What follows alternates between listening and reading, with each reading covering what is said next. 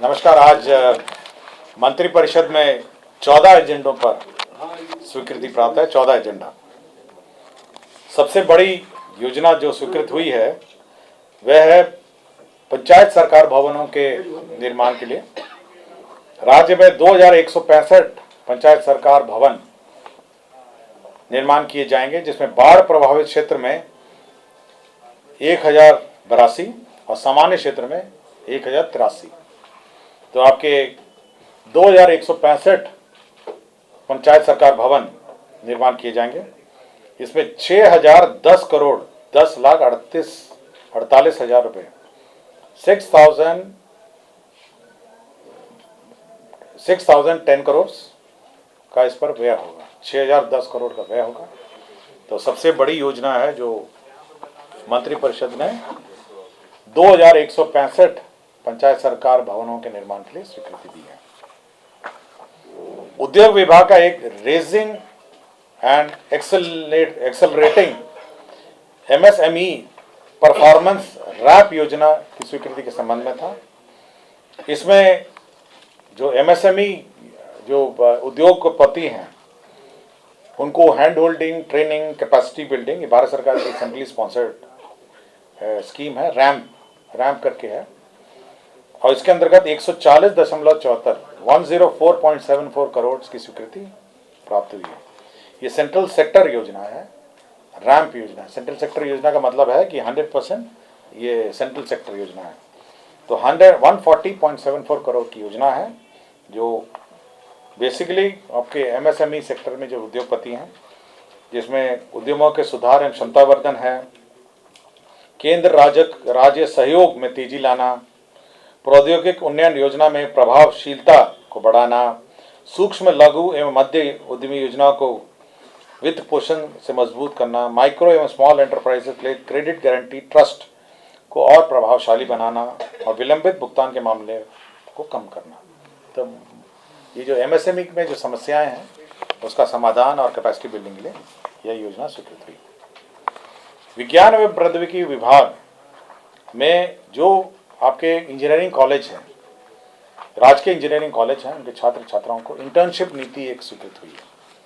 Internship नीति के अंतर्गत एक इंटर्नशिप पॉलिसी लाए हैं, जिसमें 10,000 रुपये आपको इंटर्नशिप में दिया जाएगा और तीसरे सेमेस्टर के बाद 4 सप्ताह का, 5वें सेमेस्टर में 6 सप्ताह का और 7वें सेमेस्टर में 8 सप्ताह का प्रावधान किया गया है। और इसमें जितने सरकारी निगम हैं, हमारी सरकारी संस्थाएं हैं, उसमें इंटर्नशिप हो सकेगी और इनको इंटर्नशिप प्रोत्साहन राशि जो है वो 10,000 रुपये दे होगी। तो ये वन टाइम है। 8 सप्ताह के मतलब विज्ञान प्रौद्योगिकी विभाग द्वारा सातवीं सेमेस्टर में 8 सप्ताह के ऑफलाइन इंटर्नशिप करने वाले सभी छात्र छात्राओं को प्रति छात्र 10,000 रुपये मात्र की राशि प्रोत्साहन स्वरूप दी जाएगी। तो एक प्रोजेक्ट रिपोर्ट भी उनको तैयार करना पड़ेगा, मतलब जो उनकी रिक्वायर्ड टू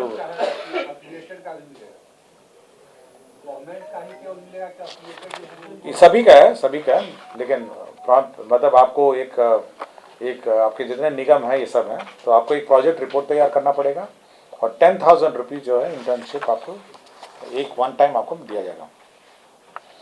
विज्ञान प्रौद्योगिकी एवं तकनीकी शिक्षा विभाग अंतर्गत कार्यालय प्रचारी की नियुक्ति चल रहा था और उसके बाद वो एडवर्टाइजमेंट रद्द हुआ और फिर से उसका जो संशोधित नियमावली उसके अंतर्गत परीक्षा लिया जा रहा था। तो पूर्व में जो परीक्षा शुल्क लिया जा रहा था उसके आलोक में नए परीक्षा में परीक्षा शुल्क नहीं लिया जाएगा। परीक्षा शुल्क जो है, आवेदन पत्र जो है फॉर राइटिंग एग्जाम लिखने के लिए जो परीक्षा शुल्क जो लिया जा रहा था, ये छात्र नहीं है, ये परीक्षा शुल्क आपका प्रति कैंडिडेट होगा ना। ये आपका 14 करोड़ था, 14 करोड़ था ये परीक्षा शुल्क था।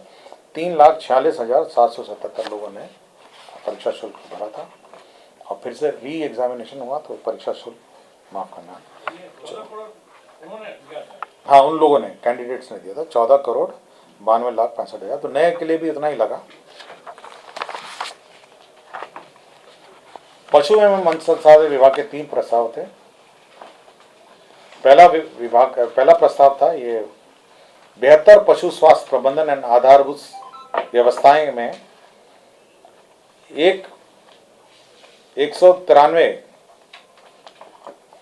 और केंद्र प्रायोजित राष्ट्रीय पशुधन स्वास्थ्य रोग नियंत्रण कार्यक्रम के अंतर्गत 96 करोड़ और राज्यांश के रूप में 64 करोड़, तो कुल 193.91 करोड़ का 193.91 करोड़ का योजना है। और इसमें जो पशु के डोर स्टेप डिलीवरी, मतलब पशु की पालकों को डोर स्टेप डिलीवरी की सुविधा उपलब्ध होगी। तो इसका मतलब यह है कि एक ऐप रहेगा और मोबाइल का कॉल सेंटर रहेगा, और कोई भी पशुपालक अगर चाहेंगे तो ऐप और कॉल सेंटर के माध्यम से आप सर्विसेज रिक्वेजिशन कर सकते हैं और आपको डोर स्टेप डिलीवरी डॉक्टर्स की और मेडिकल असिस्टेंट उनके पशु को मिलेगी। तो इसमें 193.91 करोड़ का व्यय होगा। दूसरा प्रस्ताव ये था जो प्रधानमंत्री मत्स्य संपदा योजना, जिसमें 1,04,04,90,43,000 रुपये इस ये योजना है, जो ऑनगोइंग स्कीम है। प्रधानमंत्री मत्स्य संपदा योजना जो है 2023-24 के लिए भी स्वीकृत हुई है। और तीसरा है ये RRDF, नाबार्ड के अंतर्गत RIDF लोन के अंतर्गत है, जिसमें 200 अदद एनिमल एम्बुलेटरी वैन, 8 अदद animal lifting and carrying vehicle, और राज्य स्कीम में ये 7/2 का भी पार्ट है, इसमें 41.38 करोड़ होगा।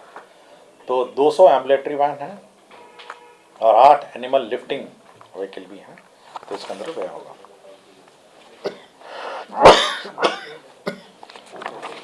तीन योजनाएं हैं प्रधानमंत्री ग्राम सड़क योजना। ये योजना फेज 3 की है। एक किशनगंज जिले की है ठाकुरगंज प्रखंड में, दूसरा दरभंगा जिले के कीर्तरपुर प्रखंड में है, और तीसरा आपका किशनगंज जिले के टेढ़ागाछी प्रखंड में है। तो 3 योजनाएं स्वीकृत हुई हैं। एक में आपके 64 करोड़ 67,11,00,000 रुपये व्यय होगा। ये किशनगंज जिले के ठाकुरगंज प्रखंड का रोड है। दरभंगा जिले के कीर्तरपुर प्रखंड में 35 करोड़ 7,49,000 रुपये का रोड स्वीकृत हुआ है। और योजना संख्या ये प्रधानमंत्री ग्राम सड़क योजना किशनगंज में 31 करोड़ 42 लाख रुपये, तो 3 प्रधानमंत्री ग्रामीण सड़क योजना में स्वीकृत हुए हैं। विज्ञान प्रौद्योगिकी एवं तकनीकी शिक्षा विभाग NIT पटना, आपको याद होगा कि 4 तारीख को माननीय मुख्यमंत्री जी गए थे वहाँ पे, और उन्होंने एक इंक्यूबेशन सेंटर स्थापित करने की घोषणा की थी 4 तारीख को। तो ये B+G+4 basement plus ground plus 4 furniture सहित और अन्य जो इंक्यूबेशन सेंटर है NIT का, ये 47 करोड़ 76 लाख रुपए की स्वीकृति दी है, प्रशासनिक स्वीकृति। ये NIT द्वारा ही संचालित होगा। ये grant in aid science and technology विभाग द्वारा NIT को उन्मुक्त किया जाएगा, और B+G+4 की बिल्डिंग होगी और फर्नीचर सहित होगा। आगामी लोकसभा चुनाव निर्वाचन में 2024 और 25 में जो पर्सनल मैनेजमेंट है सॉफ्टवेयर जो है, जिसके माध्यम से इलेक्शन पर्सनल का डिप्लॉयमेंट होता है, मॉनिटरिंग होता है, वह NIC द्वारा उनकी संस्था NICSI से कराए जाने का निर्णय लिया गया है। इसकी अनुमति दी गई है इलेक्शन विभाग को नॉमिनेशन के आधार पर। नगर विकास विभाग में जो नगर निकायों के लिए वाणिज्यिक कर विभाग द्वारा पेशा कर, जो आपके पेशा कर जो वसूली होती है, उसे 75 करोड़ जो है वो विभिन्न नगर निकायों को विमुक्त करने के लिए प्रस्ताव आया था। ये नगर विकास एवं आवास विभाग का है। और अंतिम एजेंडा ये था कि योजना एवं विकास विभाग का, जिसमें राज्य योजना अंतर्गत जो कार्यरत बिहार मौसम सेवा केंद्र जो सृजित पद हैं, ये पहले योजना मद में थे और हर 5 साल इसको रिन्यू होना था। अब ये गैर योजना मद में स्थानांतरण कर दिया गया। ये योजना को ही स्थानांतरण गैर योजना में कर दिया गया है। इसमें 10 हैं आपके जो प्रशासनिक पद हैं, और तकनीकी विशेषज्ञ पद 43 हैं। तो मौसम विज्ञान केंद्र, आपको जानकारी होगा, मौसम विज्ञान केंद्र का एक ऐप भी है जिसके माध्यम से टेम्परेचर और वेदर की जानकारी मिलती है। तो 43 हो गए आपके एक्सपर्ट, और आपके जो क्लरिकल और एडमिनिस्ट्रेटिव स्टाफ है वो 10 हैं।